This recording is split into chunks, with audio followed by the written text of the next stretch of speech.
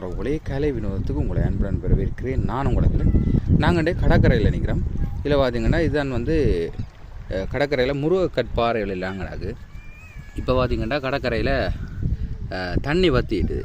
இதுக்கு சிப்பியல் எல்லாம் இருந்து அந்த சிப்பிகளின் உள்ளுக்க இருக்கிற அந்த நத்தைகள் எல்லாம் முறந்துட்டுது, ஒட்டி ஒட்டி கிடாக்கு. இதை தான் சொல்கிறது வந்து ஆக்குன்னு சொல்லுவாங்க. இது நல்லா பிளேட் மாதிரி கிடாக்கு பாருங்க, இல்லை மாதிரி கிடாக்கு.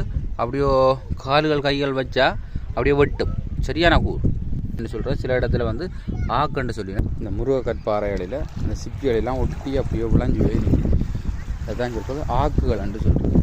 இது வெறுங்காலோட வந்தால் அப்படியோ குத்தும். கடல் தொழிலில் மீன்பிடியில் ஈடுபடுறாங்களுக்கு நிறைய பேர் இதால் பாதிக்கப்பட்டிருக்கணும்.